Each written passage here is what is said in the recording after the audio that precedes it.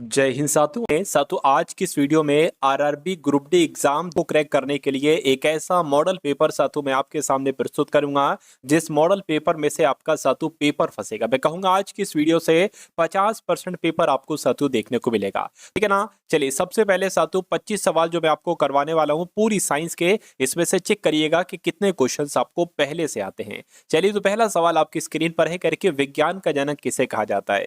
तो विज्ञान का जनक किसे कहा जाता है? अरस्तु को कहा जाता है। उसके बाद देखिए एक प्रकाश वर्ष क्या मापता है। तो ये साथियों क्या मापता है? प्रकाश वर्ष मैं कहूंगा दूरी मापता है, जिनका भी आंसर ऑप्शन नंबर बी है तो बिल्कुल सही है। करके विद्युत विभवांतर की एसआई इकाई क्या है मुझे बताइए। तो विद्युत विभव की अगर बात करें साथियों देखिए वाट से हो जाएगा विभवांतर और वाट से हो जाएगा वोल्ट, यानी कि विद्युत विभव की एसआई इकाई जो है वो वोल्ट है। आंसर आपका डी होगा। करके ध्वनि किसके माध्यम से यात्रा नहीं कर सकती। देखिए ध्वनि को यात्रा करने के लिए कोई माध्यम चाहिए, अब चाहे वो माध्यम ठोस हो, द्रव हो, गैस हो। कुल मिला के साथियों ये निर्वात की अगर बात करें, निर्वात में ये यात्रा नहीं करती है ध्वनि, ये ठोस द्रव गैस में साथियों यात्रा कर सकती है। तो आंसर आपका ए होगा। उसके बाद देखिए पृथ्वी तक सूर्य की किरणें पहुंचने में लगभग कितना समय लगता है। तो लगभग आपसे पूछा गया है, मैं कहूंगा साथियों लगभग 8 मिनट का समय लगता है। आंसर आपका सी होगा। उसके बाद देखिए कह रहे कि सूर्य के प्रकाश में कितने रंग होते हैं। तो मैं कह सकता हूं आपको भी याद रखना है, सूर्य के प्रकाश में सातों 7 रंग होते हैं। नेक्स्ट नंबर का सवाल है निम्नलिखित में से कौन भूकंप की तीव्रता को दर्ज करने के लिए उपयोग किया जाता है। क्या आपका जवाब होगा? मैं कहूंगा आपका जवाब सातों सिस्मोग्राफ हो जाएगा कि सिस्मोग्राफ ही भूकंप की तीव्रता को दर्ज करता है। आंसर आपका ए जाएगा। अगला देखिए निम्नलिखित में से किस वैज्ञानिक ने केवलर का आविष्कार किया था। तो जिनके नाम में साथियों केवलर टाइप से कुछ आया हो वही आपका आंसर होगा। कोवलेक आपका जवाब होगा, यानी कि स्टेफनी लुइस कोवलेक इनका नाम है और इन्होंने ही साथियों केवलर का आविष्कार किया था। आंसर आपका बी होगा। उसके बाद देखिए डायनामाइट की बात चल रही है, डायनामाइट का आविष्कार किसके द्वारा किया गया था। तो मैं कहूंगा साथियों इनका नाम क्या है। साथियों इनका नाम अल्फ्रेड नोबेल है और इन्होंने डायनामाइट का आविष्कार किया था। आंसर आपका ए होगा। कह रहे कि मेंडलीव की आवर सारणी में 36 पंक्तियों को निम्नलिखित में से क्या कहा जाता है। तो इसको पता साथियों आवर्त कहा जाता है। क्या कहा जाता है? ये परीक्षा में सवाल आपकी आएगा ग्रुप डी के एग्जाम में, इसलिए आप लोग इसको याद रखेंगे। उसके बाद देखिए करके जेट हवाई जहाजों में प्रयुक्त होने वाला ईंधन कौन सा है। तो कौन सा ईंधन इस्तेमाल किया जाता है? मैं कहूंगा कैरोसिन इस्तेमाल किया जाता है। कैरोसिन यानी कि ऑप्शन नंबर सी आपका जवाब हो जाएगा। उसके बाद देखिए साथियों अगले नंबर का सवाल आपकी स्क्रीन पर है, यानी कि पर्यावरणीय प्रदूषण का मुख्य कारण इसका उपयोग होता है। तो किसका उपयोग होता है? जीवाश्म ईंधन का उपयोग होता है, यानी कि पर्यावरणीय प्रदूषण का मुख्य कारण जो है वो जीवाश्म ईंधन है। आंसर आपका ए जाएगा। न्यूट्रॉन की खोज सातु किसके द्वारा की गई आपसे पूछा जा रहा है। तो न्यूट्रॉन की खोज सातु चैडविक के द्वारा की गई, जिनका भी आंसर ऑप्शन नंबर ए था पहले से। तो आंसर आपका बिल्कुल सही है।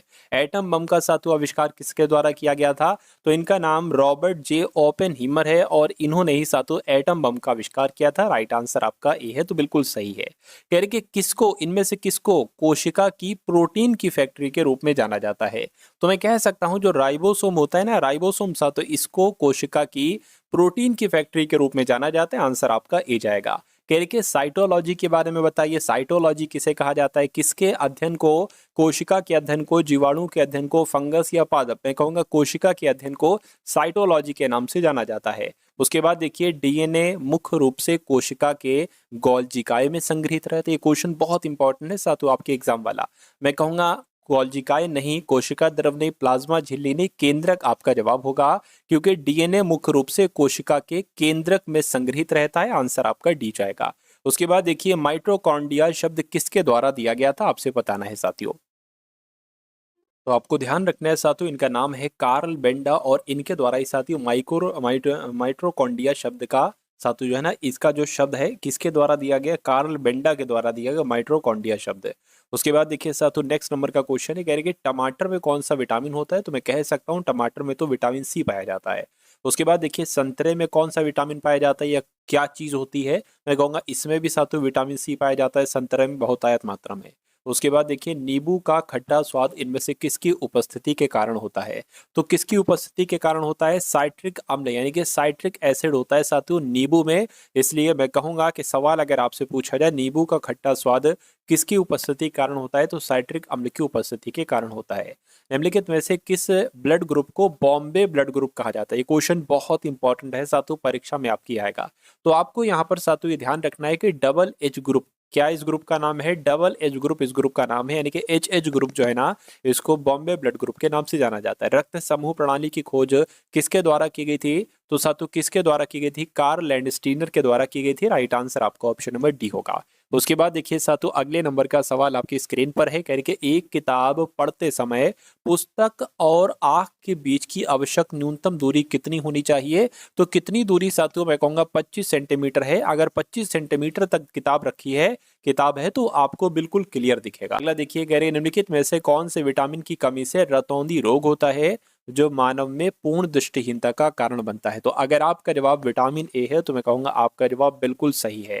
साथियों देखिए, अब आपके जैसे कि साइंस के 25 सवाल आते हैं, आप सभी को पता है ग्रुप डी एग्जाम में, तो 25 सवाल अब आपने देखे। अब साथियों मैं आपको करवाने वाला हूं 20 पूरे टॉप लेवल के, यानी कि अभी की अगर बात करें 2025 की, अगर बात करें 2025 के लास्ट 6 मंथ्स के जो सबसे इंपॉर्टेंट क्वेश्चंस बनते हैं, जो परीक्षा में आपके आने वाले हैं साथियों 20 क्वेश्चन, वो मैं आपको करवाने वाला हूं। और उसके बाद हम लोग रीजनिंग देखेंगे और मैथ्स देखेंगे। तो सबसे पहले इन 20 क्वेश्चन के करंट अफेयर के आंसर्स को देख लीजिए, ये परीक्षा में आपकी पूछे जाएंगे।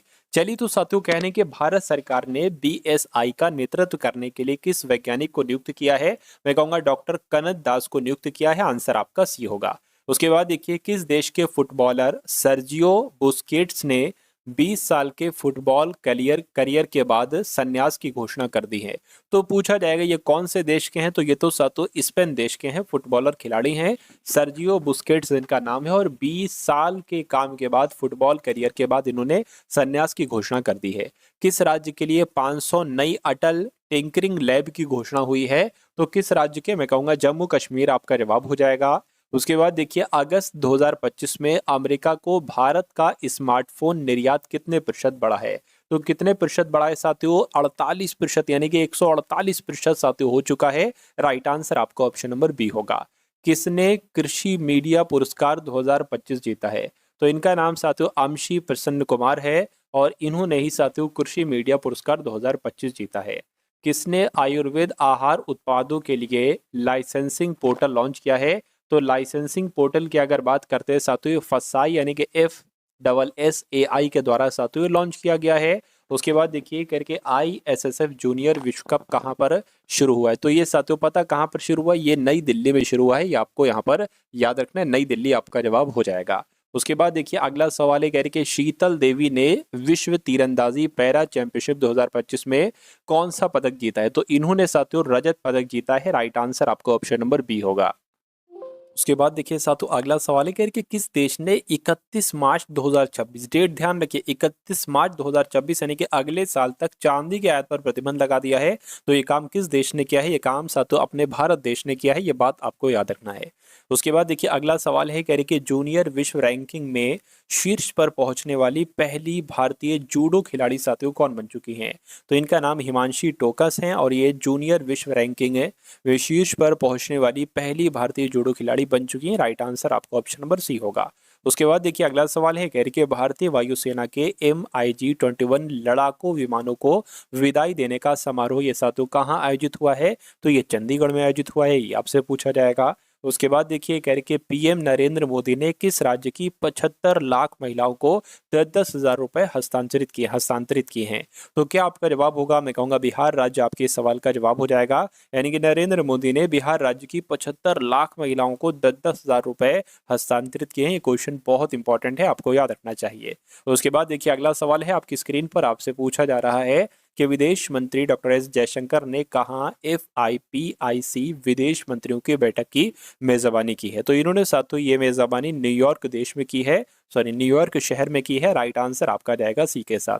उसके बाद देखिए करके कौन सा देश 2030 तक विश्व की पहली परमाणु ऊर्जा प्रणाली शुरू करेगा जो पुनर्चक्रित ईंधन का उपयोग करेगी? तो आपका जवाब यहाँ पर जो होगा वो रूस हो जाएगा। क्या हो जाएगा साथियों? रूस देश आपके सवाल का बिल्कुल सही जवाब है। और अगला सवाल देखिए, कह रहे कि भारत ने किसे संयुक्त राष्ट्र AI उत्कृष्टता केंद्र के रूप में नामित किया है? तो किसे नामित किया है? मैं कहूंगा IIT मद्रास को किया है। IIT मद्रास आपके सवाल का बिल्कुल सही जवाब है। कह रहे कि कहाँ तीर्थ यात्रियों के लिए भारत का पहला AI आधारित कमांड सेंटर स्थापित हुआ है? तो कहाँ स्थापित हुआ है साथियों? तिरुमाला में स्थापित हुआ है। सही जवाब आपका ऑप्शन नंबर बी होगा। उसके बाद देखिए कह रहे कि UNEP young champions of the earth पुरस्कार 2025 किसे मिला है। तो ये पुरस्कार की अगर बात करें सातु जिनाली मोदी इनका नाम है और जिनाली मोदी को सातु ये पुरस्कार दिया गया है। राइट आंसर आपका सी होगा। उसके बाद देखिए अगला सवाल है कह रहे कि किसे पीरामल फाइनेंस का अध्यक्ष नियुक्त किया गया है। तो इनका नाम साथियों आनंद पीरामल है और आनंद पीरामल को ही पीरामल फाइनेंस का अध्यक्ष नियुक्त किया गया है। आंसर आपका बी होगा। कह रहे कि बीबीएल में शामिल होने वाले पहले भारतीय कौन बने हैं। तो मैं कहूंगा रविचंद्रन अश्विन इनका नाम है और रविचंद्रन अश्विन बीबीएल में शामिल होने वाले पहले भारतीय बन चुके हैं। आंसर आपका सी होगा। किस राज्य सरकार ने कैलामणि पुरस्कारों की घोषणा की है। तो क्या आपका जवाब है, मैं कह सकता हूं तमिलनाडु राज्य सरकार ने कैलामणि पुरस्कारों की घोषणा की है। राइट आंसर आपका सी होगा। साथों आप बिल्कुल भी चिंता मत करिएगा, ये जो पेपर आपका है इस पेपर में साथों जो साइंस आएगी 90% साइंस में आपको ऐसी पढ़ाऊंगा जो 90% आपके एग्जाम में फंसे।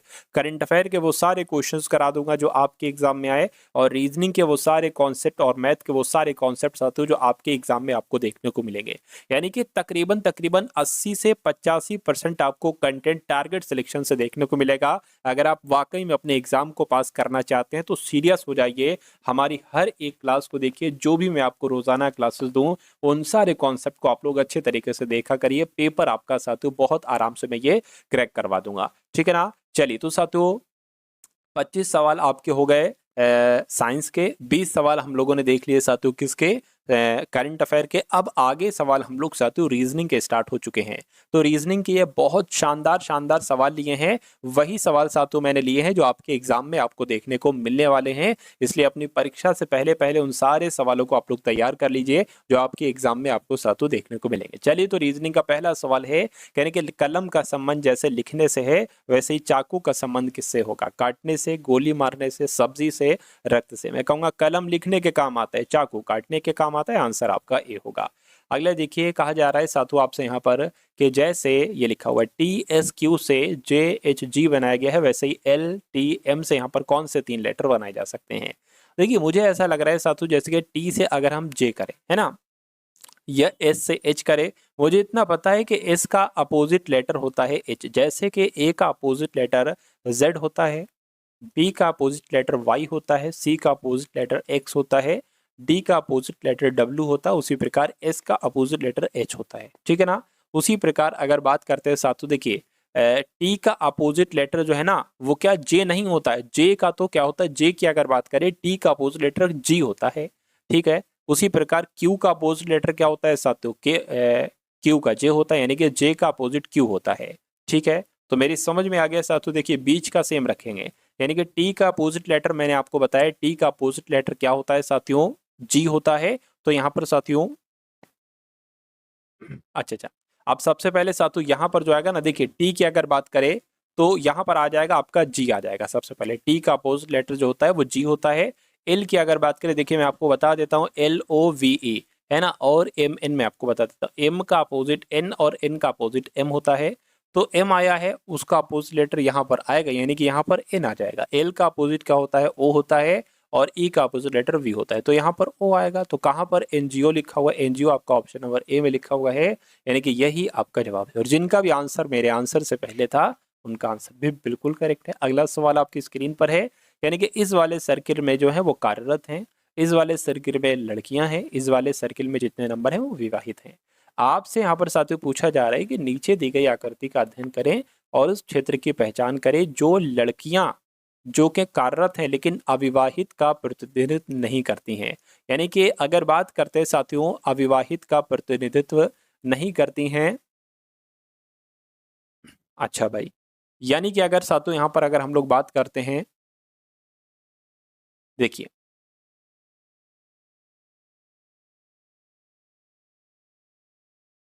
यानी कि लड़कियां भी हों और वो कार्यरत भी हों, तो आंसर आपका जो होगा वो इसमें से होगा।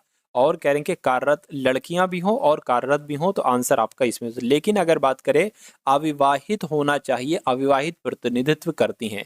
अच्छा ये तो विवाहित है, यानी कि आंसर आपका इसमें से नहीं हो सकता। क्योंकि ये विवाहित वाला है, वो अविवाहित होना चाहिए। मैं कहूँगा सिर्फ और सिर्फ 2 नंबर ऐसा है जो कि लड़कियां हैं, कार्यरत लड़कियां हैं लेकिन विवाहित नहीं है, यानी कि अविवाहित हैं। तो मैं कहूँगा 2 नंबर आपका जवाब हो जाएगा। और 2 नंबर कौन से ऑप्शन में है? ऑप्शन नंबर सी वाले में है। उसके बाद देखिए साथियों, नेक्स्ट नंबर का सवाल आपके स्क्रीन पर है और आपसे कहा जा रहा है कि टेलीफोन का संबंध जैसे संचार से है वैसे ही रेडियो का संबंध साथियों किससे होगा, मुझे बताइए। तो रेडियो, देखिए टेलीफोन संचार के अंतर्गत, रेडियो की अगर बात करिए प्रसारण के अंतर्गत आता है। आंसर आपका बी होगा। अगला सवाल साथियों आपकी स्क्रीन पर है, देखिए और बताइए आपका जवाब क्या होगा। कह रहे हैं कि जो ये जो चिन्ह है ना साथियों, इसके स्थान लेने के लिए और समीकरण को संतुलित करने के लिए गणितीय चिन्हों को सही युग्म का चयन करिए। अगर हम मान लीजिए साथियों ऑप्शन नंबर ए को तय करते हैं, बी को, सी को, डी को, किसी को साथियों तय करते हैं, तो मान लीजिए साथियों इसमें आंसर जो होगा, देखिए हम मेहनत करेंगे, हम डी से स्टार्टिंग करते हैं, हम डी से स्टार्टिंग करेंगे। तो सबसे पहले 96 है, 2 है साथियों। उसके बाद अगर बात करें यहाँ पर क्या है साथियों, यहाँ पर 20 है और फिर 2 है और फिर 174। अगर हम ऑप्शन नंबर डी वाले से स्टार्टिंग करते हैं तो सबसे पहले गुणा आ जाएगा, उसके बाद माइनस आ जाएगा, उसके बाद प्लस आ जाएगा, उसके बाद बराबर आ जाएगा। यानी कि आपको इस पूरे को कैलकुलेट करना है। अगर 174 आ जाता है तो ये हमारा बिल्कुल सही जवाब हो जाएगा। तो सबसे पहले अगर बात करें 96 दूना कितने होते हैं साथियों, 6 दूना 12 हो जाएगा, है ना। दो नीम 18 और एक आपका 19, यानी कि 192 हो गया। 20 प्लस आपका 2 हो गया, बराबर 174 आ जाए तो काम हो जाएगा। 192 में से साथियों 20 जाएगा तो कितना बचेगा, मैं कहूँगा 172 बचेगा। अब अगर बात करते हैं यहाँ पर ये प्लस का आ जाएगा, 2 बराबर 174, बिल्कुल 172 प्लस 2 174 हो गया, यानी कि 174 बराबर 174 आ चुका है। तो मैं कहूँगा ये वाला हमने सबसे पहले चेक किया था और यही वाला हमारा जवाब हो गया। तो ऐसे सवालों में आप कोशिश ये करिए कि डी से शुरू करिए, डी, सी, बी, फिर उसके बाद ए। चलिए साथियों अगले नंबर का सवाल आपकी स्क्रीन पर आ चुका है, देखिए सवाल को और बताइए जवाब आपका यहाँ पर क्या हो सकता है। चलिए भाई, तो कह रहे हैं साथियों ए, ओ, एम, एच, के और यू केंद्र के सामने मुंह किए हुए एक सर्किल में बैठे। तो एक सर्किल हम बना लेते हैं। कितने लोग हैं, 1 2 3 4 5 6, 6 लोग हैं ना। तो 1 2 3 4 5 और 6, ये 6 लोग बना लिया। और यहाँ पर कहा गया है कि सर्किल में बैठे हुए हैं। ठीक है भैया, सर्किल में बैठे हैं, इसमें नहीं कि केंद्र के सामने बैठे हैं, केंद्र की ओर इनका मुंह है। कह रहे कि ए जो है ना ये एम या यू के बगल में नहीं बैठा, ठीक है, नहीं बैठा लेंगे। यू एच के बाईं ओर बैठा है और एम के बाईं ओर साथियों के बैठा है, ठीक है, जो ओ के विपरीत बैठा है। ठीक है, चलिए कोई दिक्कत नहीं, हम स्टार्टिंग करते हैं। तो एम के बाईं ओर के बैठा, एम को आप कहीं पर बैठा दें, मान लीजिए एम को आपने यहाँ पर बैठा दिया। एम के बाईं ओर कौन बैठा है, के, यानी कि एम के बाईं ओर के बैठा दिया। जो का मतलब क्या है, दूसरे वाले के लिए, यानी कि एम वाले के लिए। ओ के विपरीत कौन है, एम है। तो साथियों एम का ओ कहाँ पर बैठेगा, ओ यहाँ पर बैठेगा, क्योंकि ओ के विपरीत कौन है साथियों, एम है। इतनी बात क्लियर हो गई। अब देखिए कह रहे कि एच के दाएं और यू बैठा है। तो अगर साथियों मान लीजिए हम अगर एच को यहाँ पर बैठा नहीं सकते, क्योंकि एच के दाएं और दूसरे स्थान पर यू यहाँ पर नहीं आ पाएगा। एच को हम यहाँ पर भी यहाँ पर ही साथियों हम एच को बैठा सकते हैं, ठीक है ना, क्योंकि यहाँ बैठा लेंगे तो फिर ये जगह फ्री नहीं है। एच के दाएं साथों कौन बैठा है, यू बैठा है, यानी कि यू आपका यहाँ पर आ जाएगा। अब बचा सिर्फ और सिर्फ ए है, तो ए आपका यहाँ पर आ जाएगा। सवाल में आपसे पूछा जा रहा है कि ओ के दाईं ओर कौन बैठा है, तो ओ के दाईं ओर तो भैया ए बैठा हुआ है, इसलिए ए आपके इस क्वेश्चन का बिल्कुल सही जवाब हो जाएगा, जो कौन से ऑप्शन में है, जो ऑप्शन नंबर डी वाले में है। उसके बाद देखिए अगले नंबर का सवाल आपकी स्क्रीन पर है, देखिए सवाल को और मुझे बताइए आपका जवाब साथियों क्या होगा। देखिए यानी कि उस विकल्प का चयन करिए जो दर्पण के दाईं ओर रखे जाने के, मतलब कुल मिला के यहाँ पर ये एक दर्पण है और यहाँ पर आपको बताना है जो छवि बनेगी वो कैसे बनेगी। देखिए मान लीजिए ये ए है और ये दर्पण हमने रखा है, तो ए जैसे होता है वो तो वैसे ही दिखाई देता है, ओ दर्पण में जैसे होता है वैसे दिखाई देता है। मान लीजिए ये एस बनाया है, तो एस कैसे दिखाएगा, एस ऐसे कुछ दिखाई देगा। तो ये भी साथियों कुछ इस प्रकार से दिखाई देगा ऐसे करके। अब आप देखिए ऐसे कहाँ पर बना हुआ है, यहाँ पर बना हुआ है, नहीं, ऑप्शन नंबर बी में बना हुआ है, बिल्कुल सही साथ। तो ऑप्शन नंबर बी में बना है, यहाँ पर भी नहीं बना है और यहाँ पर भी नहीं बना है। तो आपका जवाब अगर ऑप्शन नंबर बी के साथ है तो बिल्कुल करेक्ट हो जाएगा। A B C D E एक पंक्ति में बैठे हैं, ठीक है। तो 5 लोग की साथियों अगर बात करें, एक पंक्ति यानी कि 3 4 5, ये 5 लोग जो बैठे हैं एक पंक्ति में बैठे हैं, यहाँ पर ये कहा गया है। उसके बाद साथियों अगर बात करते हैं यहाँ पर क्या कहा जा रहा है अगली लाइन में, अगली लाइन में कहा जा रहा है कि सी जो है ना ये डी और ए के बीच में है, ई ना तो अंत में है और ना ही डी के बगल में है, डी के बगल में भी नहीं है, और बी बाईं ओर है जो अंतिम है। अच्छा बी जो है ना ये बाईं ओर है जो अंतिम है, ठीक है, कोई दिक्कत नहीं साथियों, बी बाईं ओर है जो अंतिम है। अच्छा मतलब एक तरीके से अगर बात करें बी की, अगर बात करें ये बी आपका यहाँ पर आ जाएगा, ये बाईं ओर, बी बाईं ओर है जो अंतिम है, ठीक है भैया। कह रहे कि डी के दाएं कौन है, तो सबसे पहले अगर बात करते हैं यहाँ पर एक बात कही गई है कि सी जो है ना ये डी और ए के बीच में है, तो सी की अगर बात करते हैं साथियों ये डी और ए के बीच में है। तो अगर बात करते हैं ई ना तो अंत में है और ना ही डी के बगल में है, तो एक काम सातु आप क्या कर सकते हैं, आप ये कर सकते हैं कि डी और ए के बीच में कौन है, मान लीजिए डी को आपने यहाँ पर बनाया और ए को आपने यहाँ पर बनाया, यानी कि डी और ए के बीच में कौन है, तो डी और ए के बीच में सातु सी हो गया। इतनी बात क्लियर। अब कह रहे हैं कि ई ना तो अंत में है, देखिए ई अगर हम यहाँ पर बनाते हैं तो ये अंत में नहीं बनती है और ना ये डी के बगल में बनती है, तो तभी सातु मैंने ऐसे बनाया है। और बी बाईं ओर है, बी बाईं ओर है, अंतिम है। डी के दाएं में कौन है, तो डी के दाएं में कौन है सातु, डी के दाएं में आपसे पूछा जा रहा है डी के दाएं में कौन है ना। एक काम सातु देखिए, जब अगर आपका आंसर कभी भी ना आए तो आप इनको क्या कर लिया करिए, ऐसे ऐसे ऐसे ऐसे करके डी को मतलब इनकी पोजीशन चेंज कर दीजिए। ये डी के बाएं पूछा जा रहा है, अगर बाएं पूछा जाए तो सातु ये हो जाएगा, दाएं तो कोई है ही नहीं ना, है ना। तो कुल मिला के अगर डी के दाएं बाएं पूछा जाता तो आपका जवाब क्या हो जाता, सी हो जाता। बाकी सब सही। मैं ये बता रहा था कि ऐसे आप बना सकते हो डी सी ए ई और बी, तो डी के दाएं कौन है सातु, देखिए डी के दाएं सी है तो सी आपका जवाब हो जाएगा। उसके बाद देखिए अगले नंबर का सातु सवाल आपके स्क्रीन पर है। आपसे कहा जा रहा है कि 4 शब्द दिए गए हैं जिनमें से 3 किसी तरह से समान है जबकि एक अलग है, उस अलग वाले का आपको चयन करना है, बताइए। तो स्कार्फ, दस्ताने, धूप चश्मा, स्वेटर। देखिए अगर बात करते हैं साथियों स्कार्फ, दस्ताने और स्वेटर ये सब ठंड में काम आने वाली चीजें हैं, जबकि धूप चश्मा इंसान गर्मी में पहनता है, तो सबसे अलग जो होगा ऑप्शन नंबर सी वाला हो जाएगा। उसके बाद देखिए अगले नंबर का सवाल आपकी स्क्रीन पर है, कह रही कि 81 है, 100 है, उसके बाद 121 है, तो यहाँ पर कौन सा नंबर आएगा। देखिए मुझे ये लग रहा है, लग क्या रहा है और है भी सातु 9 का स्क्वायर है, ये 10 का स्क्वायर है, ये आपका 11 का स्क्वायर है, तो 9 10 11 12 यानी कि यहाँ पर 12 आ जाएगा। तो 12 का स्क्वायर क्या होता है, 144 होता है। 144 ऑप्शन में है, मैं कहूँगा बिल्कुल ऑप्शन में है, ऑप्शन नंबर डी वाले में। चलिए उसके बाद देखिए अगला क्वेश्चन आपकी स्क्रीन पर है सातु, कथन और निष्कर्ष वाले सवाल आपकी स्क्रीन पर आ चुके हैं, और ये सवाल सातु आपका एग्जाम में आते आते हैं 2 सवाल ही आपके आएंगे, ठीक है ना। अब देखिए कथन आपके सामने है और उसके बाद निष्कर्ष आपके सामने है। सभी शंख खाल हैं, तो सभी शंख जो है, मान लीजिए साथियों शंख जो है ना ये हो गए, और सभी शंख खाल हैं, तो सभी के सभी शंख हमने खाल बना दिए। कहने के कोई खाल बिल्ली नहीं है, तो कोई खाल क्या बिल्ली नहीं, कट का निशान हमने यहाँ पर लगा दिया कि आपको पता लग जाए कि हाँ भाई कोई खाल बिल्ली नहीं है, तो कोई बिल्ली खाल भी नहीं हो सकती, और कोई शंख नहीं हो सकता, और कोई बिल्ली शंख भी नहीं हो सकती। तो निष्कर्ष देखिए और बताइए कौन सा निष्कर्ष सही है गलत है। कोई शंख बिल्ली नहीं, बिल्कुल कोई शंख बिल्ली नहीं है, कोई बिल्ली शंख नहीं, ये आपका सही हो जाएगा पहला वाला। कुछ खाल शंख है, कुछ खाल शंख है, बिल्कुल इतनी खाल शंख है, तो ये आपका सही हो जाएगा, यानी कि दोनों ही सही है। और ऐसा कहाँ पर लिखा हुआ, ऐसा आपका ऑप्शन नंबर सी में लिखा हुआ है।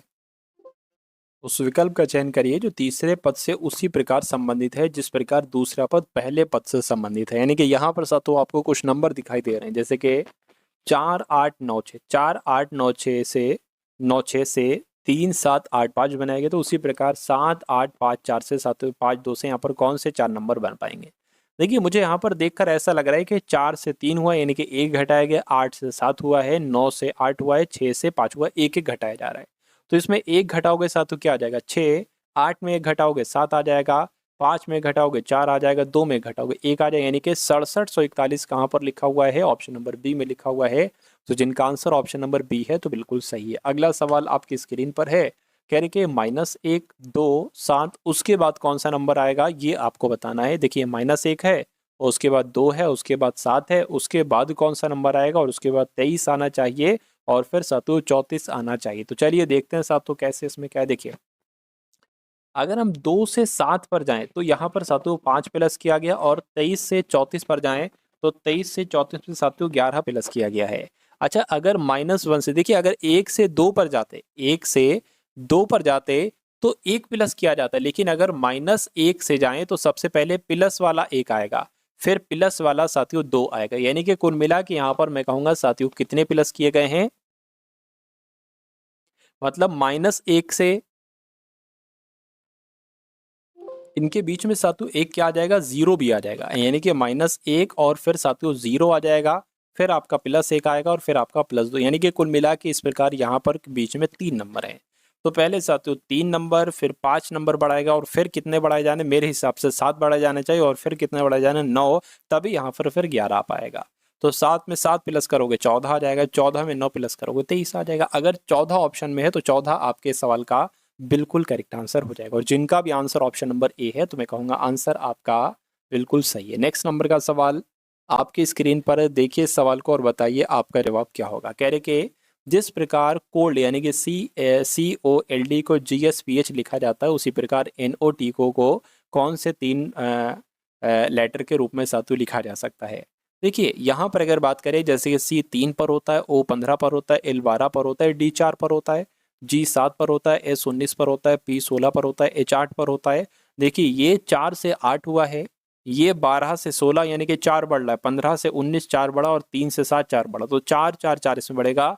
N 14 पर होता है, 4 बढ़ाओगे 18 यानी कि 18 पर R होता है।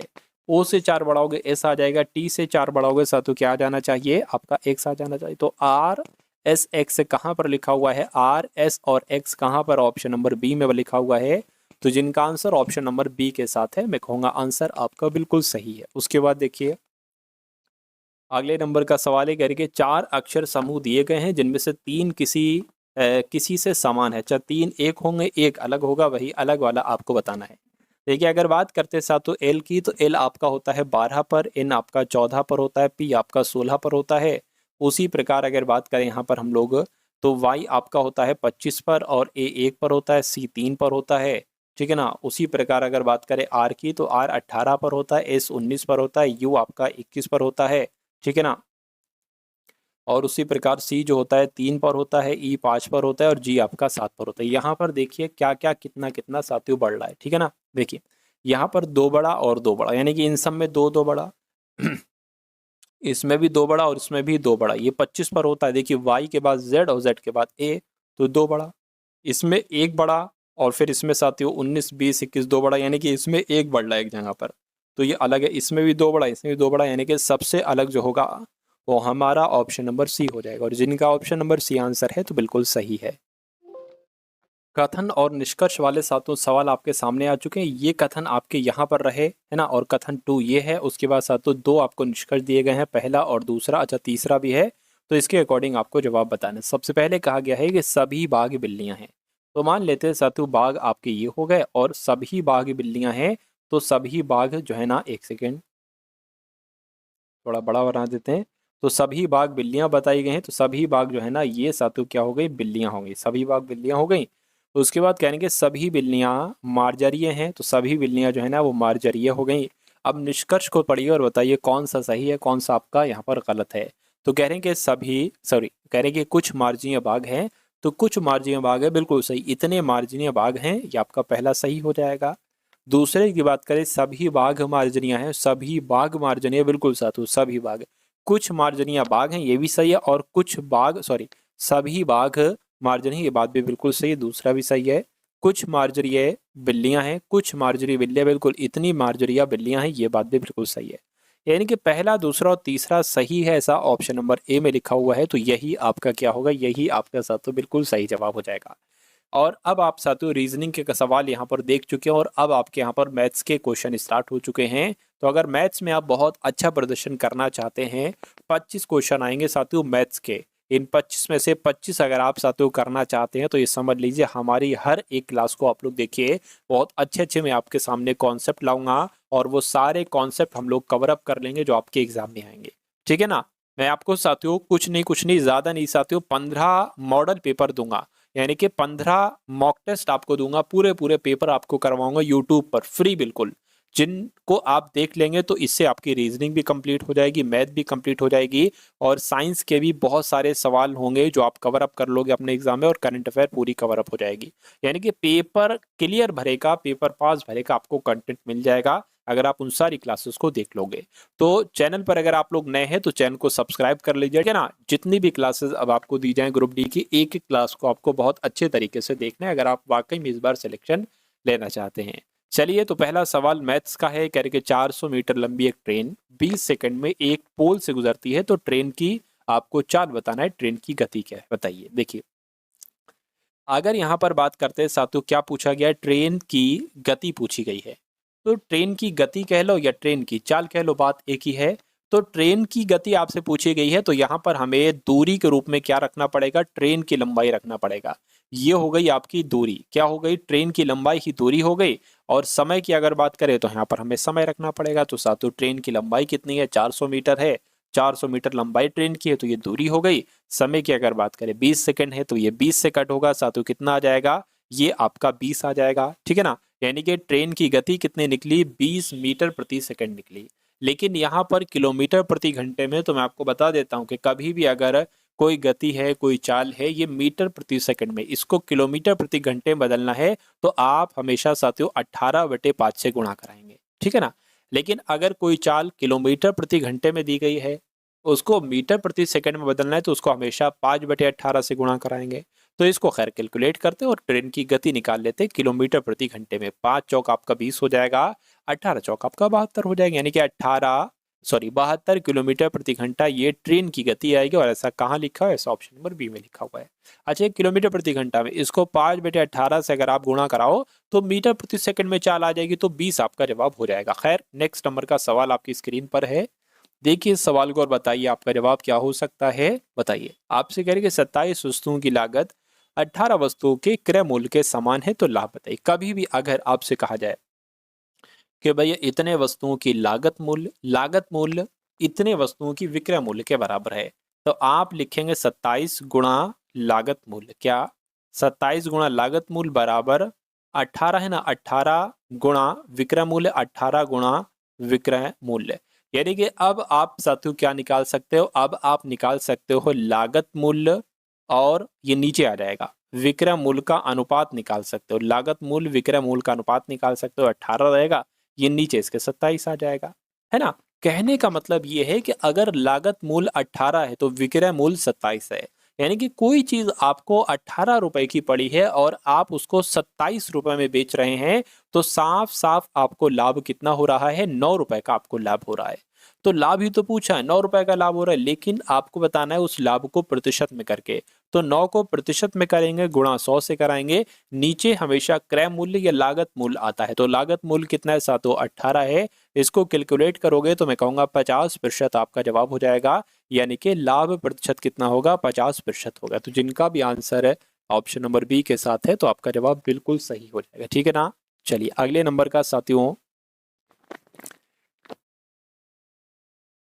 सवाल आपकी स्क्रीन पर है। इस सवाल को देखिए, सिंप्लीफिकेशन का सवाल है। 64/2 गुणा ब्रैकेट में है 9/3 गुणा 3/9 माइनस 32, यानी कि 64/2। सबसे पहले 64/2 को ही आप सॉल्व कर लो, तो कितना आ जाएगा, 32 आ जाएगा। 32 गुणा इसको सॉल्व करोगे 3 3 9, 3 आ जाएगा।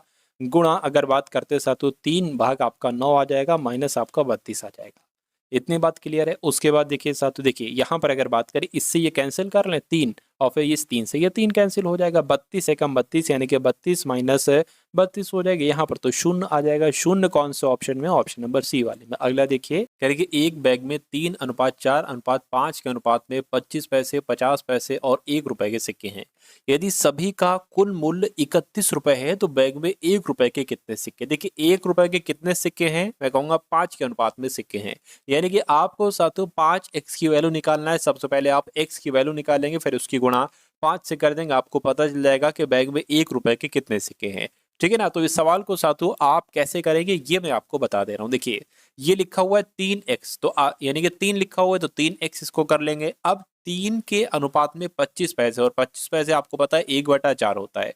देखिए 1 रुपया ये होता है, 50 पैसा होता है 1/2, और जो 25 पैसा होता है वो 1/4 होता है। इसकी गुणा आप कराओगे, 3x की गुणा कराओगे 1/4 से, 1/4 होगा। इसको प्लस कर दोगे, प्लस लिख दिया आपने। फिर 4x लिखा हुआ है, यानी कि 4 लिखा हुआ है, 4x कर दिया। और 50 पैसे ना, 50 पैसों का 1/2 लिखते हो, तो गुणा आप इसकी 1/2 लिख दो, ये प्लस कर दोगे। उसके बाद ये आपका 5x आ जाएगा। इस सवाल देखिए, ये सवाल ऐसे ही आता है और हमेशा आपको ऐसे ही करना होता है। ये 1 रुपए को आप ऐसा लिखते हो तो इसकी गुणा 1 से कर दोगे। जब आप इन सब को जोड़ते हो ना तो निकल कर आता है 31। इन सभी का कुल मूल्य 31 है, यानी कि बराबर सातों यहाँ पर 31 आ जाएगा। इतनी बात आपको समझ में आ गई। देखिए अब 3x की गुणा 1 से होगी तो 3x/4 ये आपका हो जाएगा। ये आपका कितना हो जाएगा, ये आपका अगर बात करते हैं, देखिए 2 एकम 2, या एक काम करिए यहाँ कट कर लीजिए, कोई दिक्कत नहीं। 2 एकम 2, 2 यानी कि ये आपका 2x हो जाएगा।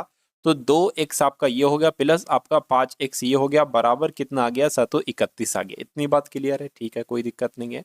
अब यहाँ पर अगर बात करें, अब देखिए इसको आप कैलकुलेट करा लीजिए, कोई दिक्कत नहीं। 1 की गुणा 3x से कराओगे तो 3x आपका हो जाएगा, 4 दूना 8, ये आपका 8x हो जाएगा, ठीक है ना। और ये क्या आ जाएगा, ये आपका 4 आ जाएगा यहाँ पर, और आपका ये क्या हो जाएगा, 5 से 5x हो जाएगा, ये बराबर 31 हो जाएगा।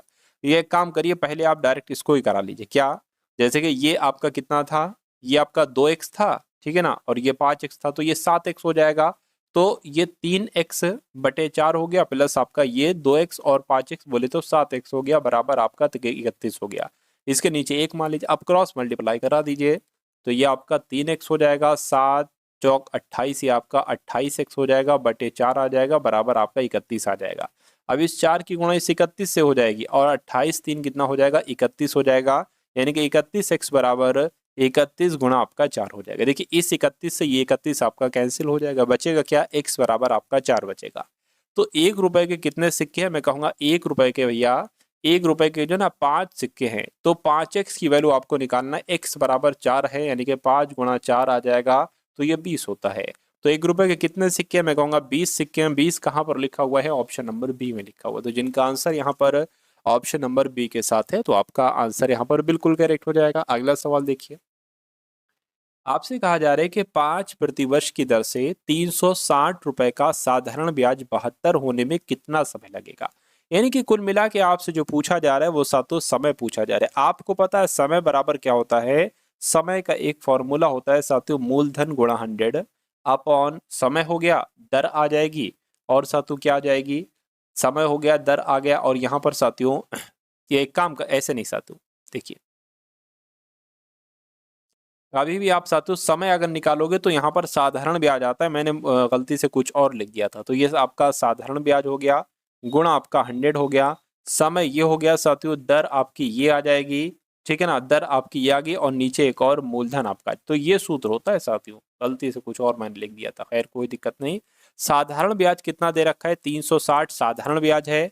अच्छा 5% की दर से 360 रुपए का साधारण ब्याज 72 होने में, अच्छा साधारण ब्याज जो है साथियों वो 72 है, तो 72 साधारण ब्याज हो गया, गुणा आपका 100 हो गया, ठीक है ना, इतनी बात क्लियर है। अब अगर बात करें 360 ये आपका मूलधन है, तो ये आपका मूलधन आ जाएगा, दर 5% है, तो 5 गुणा 360 आपने ये लिखे, ये क्या निकल कर आएगा, ये आपका समय निकल कर आएगा जो आपसे पूछा जा रहा है, ठीक है ना। अब इसको सत्तू कैलकुलेट कर लीजिए, 5 से कट होगा 20 यहाँ पर आ जाएगा, 0 से 0 कैंसिल आपका हो जाएगा, 36 दूना आपका 72 हो जाएगा, 2 गुणा 2 आ गया, यानी कि समय कितना आ गया सातों, समय आपका जो आ गया है वो 4 वर्ष का समय आ गया, और 4 वर्ष कहाँ पर लिखा हुआ है, ऑप्शन नंबर बी में लिखा हुआ है। तो जिनका आंसर ऑप्शन नंबर बी के साथ है तो बिल्कुल करेक्ट हो जाएगा। अगला सवाल साथियों आपकी स्क्रीन पर है, देखिए और बताइए आपका जवाब क्या होगा। साथियों अगर आपने वीडियो को लाइक नहीं किया है तो इतनी मेहनत से साथियों मैं आपको पढ़ा रहा हूँ, वीडियो को आप लोग लाइक कर दीजिए, क्योंकि अभी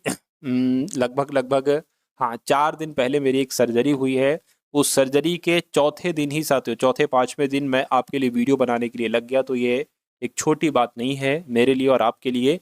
इसलिए अगर आप इस वीडियो को लाइक कर देते हैं तो मुझे बहुत अच्छा लगेगा, क्योंकि पेपर की डेट तुरंत आ गई साथियों। सर्जरी के बाद मैंने सोचा था 10 से 15 दिन आराम करूंगा, लेकिन आपकी ग्रुप डी की एग्ज़ाम डेट आ गई, तो फिर मैंने सोचा कि आराम तो फिर बाद में भी हो जाएगी, लेकिन अभी आप सभी लोगों का पेपर है ना, तो इस वजह से इस वजह से मैं बहुत तेज़ आवाज़ में भी नहीं बोल पा रहा हूँ। खैर कोई बात नहीं है। तो इस सवाल की अगर हम लोग बात करें, 8 व्यक्तियों का औसत भार 2.5 किलोग्राम। कभी भी अगर ये लाइन आपके सामने लिखी हो ना, तो आप क्या निकालो, 8 व्यक्तियों का औसत भार 2.8 केजी। आप निकालो 8 व्यक्तियों का कुल मिला के भार कितना होगा। ये निकालने के लिए आपको 2.5 की गुणा 8 से आपको करना होगी। तो 2.5 की गुणा सातों 8 से अगर आप कर देते हैं तो करा लीजिए। 8 पंजे आपका 40 हो जाएगा, 8 दूना 16 और ये आपका 20, यानी कि यहाँ पर 20 आ जाएगा। तो 8 लोगों का कुल मिला के वजन कितना है? 20 है। यानी कि जब उसमें से 75 किलोग्राम वाले एक व्यक्ति के स्थान पर एक नया व्यक्ति आता है ना? अब देखिए, अच्छा, कुछ अलग ही यहाँ पर है सिस्टम। यहाँ पर साथियों जो है ना वो अलग ही है। मुझे लगा इनका औसत भार इतना है, लेकिन ये नहीं, इतना इनका ये बढ़ जाता है। तो ये मैंने गलत कर दिया, कोई दिक्कत नहीं, मैं देख लेता हूँ दूसरे तरीके से। 8 व्यक्तियों का औसत भार 2.8 किलोग्राम बढ़ जाता है, ठीक है ना, जब उनमें से 75 केजी वाले भार वाले एक व्यक्ति के स्थान पर एक नया व्यक्ति आता है। नए व्यक्ति का भार आपसे यहाँ पर पूछा जा रहा है। कोई दिक्कत नहीं साथियों, बहुत अच्छा और प्यारा सवाल है ये। या एक काम करिए सर, तो इसको आप फॉर्मूले से करने की कोशिश करिए। फॉर्मूला क्या कहते हैं? नए व्यक्ति का भार। क्या साथियों, फॉर्मूले की अगर बात करें तो नए व्यक्ति का भार बराबर क्या सूत्र है? नए व्यक्ति का भार बराबर गए व्यक्ति का भार। गया व्यक्ति कौन है? ये 75 किलोग्राम वाला साथियों गया व्यक्ति है। तो इसका वजन कितना है? इसका वजन 75 किलोग्राम है, ठीक है ना। अब प्लस आप लिखोगे, अब लिखोगे यहाँ पर साथियों कितने व्यक्ति थे। तो कितने व्यक्ति थे, ठीक है ना, कितने व्यक्ति थे? 8 व्यक्ति थे। इनका औसत भार कितना था? मतलब कितना बढ़ जाता है, तो कितना बढ़ा है उसकी आप साथियों इससे आप गुणा कर देंगे, ठीक है ना। तो 75 प्लस आपका 8 की गुणा 2.5 से कराओगे तो 20 आ जाएगा, यानी कि 75 और 20 कितना हो गया? मैं कहूंगा 95 केजी हो गया। तो नए व्यक्ति का भार साथियों क्या रहा? 95 केजी रहा। और 95 केजी कहाँ पर लिखा हुआ है? ऑप्शन नंबर ए में लिखा हुआ है। तो जिनका भी आंसर ऑप्शन नंबर ए के साथ है तो बिल्कुल सही हो जाएगा। उसके बाद देखिए अगला सवाल आपकी स्क्रीन पर है। साथियों एक कमेंट कर दीजिएगा, प्यारा सा कमेंट, कैसी आपको ये वीडियो लग रही है एक बार कमेंट में आप लोग मुझे जरूर बता दीजिए, आपसे रिक्वेस्ट है। चलिए करिए कि एक शंकु बनाने के लिए भुजाएं हैं ये 5 सेंटीमीटर, 12 सेंटीमीटर और 13 सेंटीमीटर, ठीक है। यानी कि इन तीनों भुजाओं वाले एक समकोण त्रिभुज को 12 सेंटीमीटर के परिता घुमाया जाता है। इस तरह बने शंकु का आयतन क्या होगा? तो सबसे पहले अगर हम बात करें कि शंकु के आयतन का सूत्र क्या होता है, तो शंकु के आयतन का सूत्र होता है 1/3 पाई आर स्क्वायर एच। ये सब होता है। देखिए 1/3, ठीक है, पाई की वैल्यू आपको पता है। आर की अगर बात करते हैं साथियों, आर आप कैसे निकालेंगे, ठीक है ना, क्या आर की अगर बात करें आर कैसे निकालेंगे? चलिए कोई दिक्कत नहीं है। तो यहाँ पर शंकु के ऐसे बनेगा, ये भी मैं आपको बता देता हूँ। ये आपका शंकु हो गया। ये जो आपकी ये ऊंचाई है ना, ये ऊंचाई आपकी कितनी दे रखी है साथियों? ये आपकी 12 दे रखी है। ये आपकी ऊंचाई है, ठीक है ना, 12 सेंटीमीटर की आपकी ऊंचाई हो जाएगी, ठीक है ना। चलिए कोई दिक्कत नहीं है।